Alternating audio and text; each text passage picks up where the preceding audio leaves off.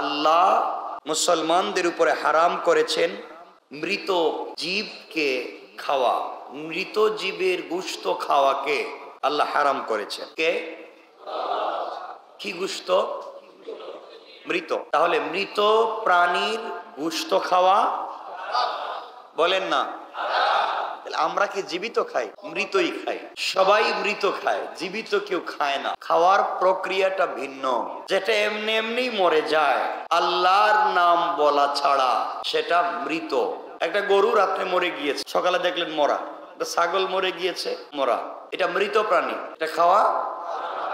আর আপনি যেটা জবাই করে মারলেন আল্লাহর নাম বলে, সেটা খাওয়া, বলেন হালাল। তাহলে বোঝা গেল মৃত প্রাণীর গোশত খাওয়া বেচা কিনা হালাল।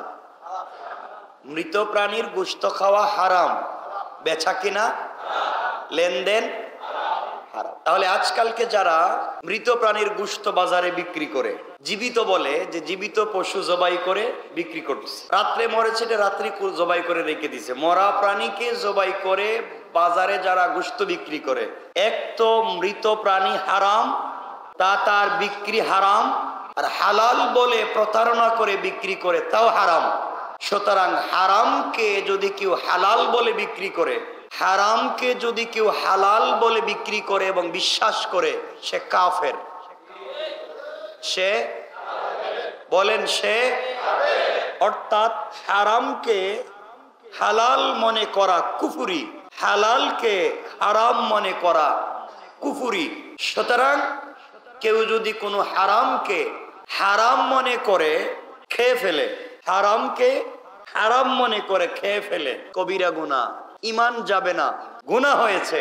আর কেউ যদি হারামকে হালাল মনে করে খায়, গুনাহ হবে, ঈমানও যাবে। গুনাহ হবে। কথা কি বুঝতেছেন?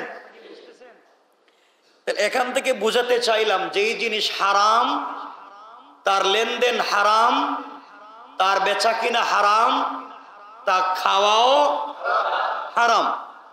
হারামকে হারাম মনে করা এটা হচ্ছে ইসলামের বিধান।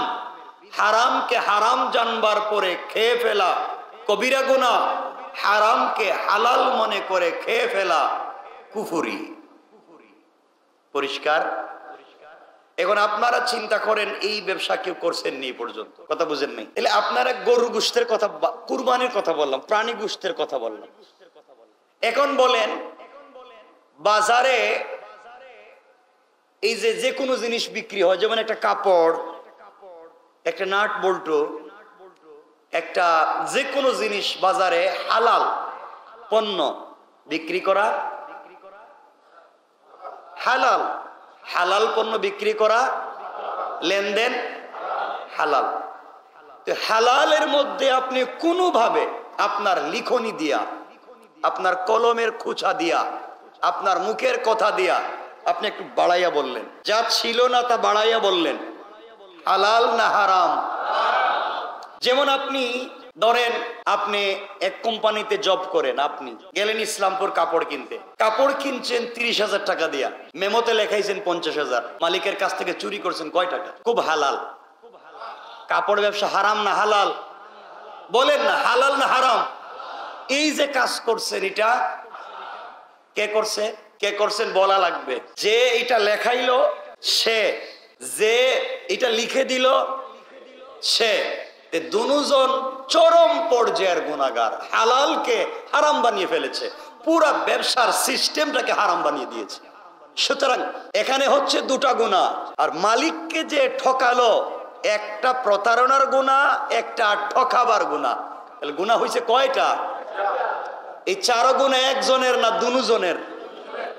যে এটা লিখে দিয়া 20,000 টাকা বাড়াইয়া দিল যে দোকানদার, এই মালিকের কাছ থেকে যে 20,000 টাকা কর্মচারীকে ঠকাইয়া নিল, মালিক তো হয়তো, এই দোকানদার হয়তো ওই কর্মচারীর মালিকরে চিনে না। আজ না হয় কাল আমরা মরে যাব, কিয়ামত পর্যন্ত হিসাব থেকে যাবে। কিয়ামতের দিন আপনার কলমের খুঁচায় ওই মালিকের কাছ থেকে কর্মচারী দিয়ে বাড়িয়ে নেওয়া 20,000-এর জবাব আপনি দোকানদারি দেওয়া লাগবে। কথা বুঝতে পেরেছেন? কারণ আপনি না লিখলে সেটা আপনার কাছে আসতো না, অন্য কোথাও যাইতো। তাহলে আপনি নিজের মধ্যে ইনসাফ রাখতে পারেননি, আপনি নিজের মধ্যে আমানতদারি রাখতে পারেননি। আল্লাহকে যে কমিটমেন্ট দিয়েছিলেন আপনি সে কমিটমেন্ট রক্ষা করতে পারেননি। যার কমিটমেন্ট ঠিক নাই, যার আমানতদারি ঠিক নাই, সে দেখতে মুসলমান হবে, আল্লাহর দৃষ্টিতে মুসলমান। আর কথা বলেন না কেন মুসলমান? বিশ্বাস হচ্ছে না? হাদিস শুনেন, বুখারী। রাসূল বলেছেন, লা ঈমানা লিমান লা আমানাতা লা। যে আমানত রক্ষা করতে পারলো না, লা ঈমানা, তার কোনো ঈমান নাই। আপনি দোকানের ব্যবসার আমানত রক্ষা করতে পারেন নাই, আপনি আল্লাহর সঙ্গে দেওয়া আমানত রক্ষা করতে পারেন নাই। আপনার দোকানে পৌঁছে দেওয়া মালিক তার কর্মচারীকে দিয়া কাগজ আপনি আমানত রক্ষা করতে পারেন নাই। একজন আমানত রক্ষা করতে না পারা, রাসূলের ভাষায় লা ঈমানা লিমান লা আমানাতা লা, তার ঈমান নাই। আল্লাহর সঙ্গে ওয়াদা দিয়েছিলেন, হালালকে হালাল বলবো, হারামকে হারাম বলবো। প্রতারণা, চুগলখুরি পার্সিয়ালিটিতে নাই, আপনি তা রক্ষা করতে পারেন নাই। হাদিসের বাকি অংশ, ওয়ালা দীনা লিমান লা আহদা লা, যার আল্লাহর সঙ্গে ওয়াদা দিয়া, পাবলিকের সঙ্গে ওয়াদা দিয়া কমিটমেন্ট ঠিক রাখতে পারে না, আল্লাহর রাসূল বলছেন ওয়ালা দীনা, তার কোনো ধর্ম নাই। আমি মনে বুঝাতে পারি নাই, বুঝছেন নি আমার কথাবার্তা? তাহলে এই ব্যবসায় জড়িতদের 1 নাম্বার ঈমান। বলেন না, তাহলে ঈমান থাকলে কি কাজ কি করতো? আল্লাহর ভয় থাকতো না। 2 নাম্বার, তার কোনো ধর্ম নাই। ধর্মের প্রতি যদি বিশ্বাস থাকতো, তাহলে যে ধর্মে যেই গুনাহ, সেই গুনাহ মনে করলে এই কাজে যাইতো না।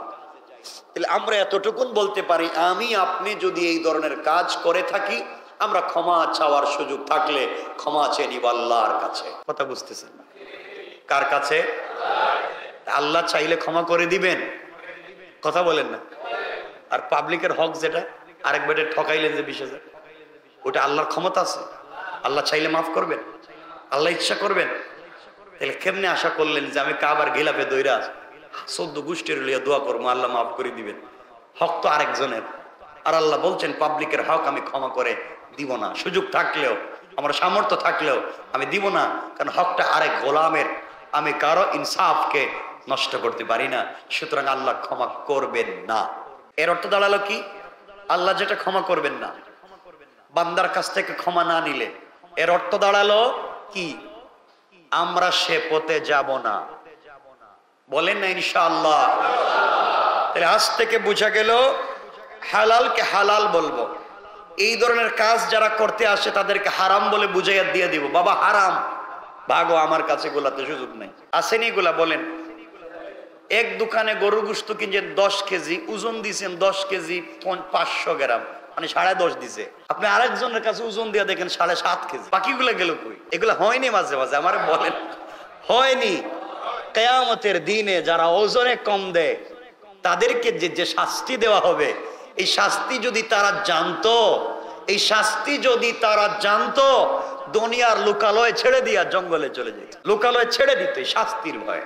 এজন্য আমার আওয়াজ যত দূর পর্যন্ত যায় বা যারা শুনতে পাচ্ছেন, আল্লাহর ওয়াস্তে ব্যবসায় আমরা এই ধরনের কাজ আর করব না।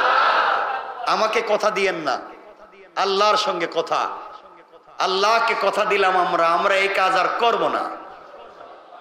আওয়াজটা কিন্তু কম কম মনে হইতেছে, সবাই বলেন না একটু ইনশাআল্লাহ। বাদ আল্লাহর কাছে তওবা কর, আল্লাহ যেন ক্ষমা করে দেন। আর পাবলিকের সাথে যদি এই ধরনের কোনো কাজ হয়, যদি পাবলিককে পাওয়া যায়, তার কাছে ক্ষমা চাওয়া, তার রক্তের কোনো আত্মীয়কে পাওয়া যায়, তার বাপ, তার ছেলে, তার মেয়ে, তাদের কাছ থেকে ক্ষমা চেয়ে নেওয়া, তাদেরকেও যদি না পাওয়া যায়, তো এই বান্দার হক নষ্ট করার কারণে তার নামে সাদাকায়ে জারিয়া করে দেওয়া। সাদাকায়ে জারিয়া, সাদাকায়ে জারিয়া বুঝেন তো?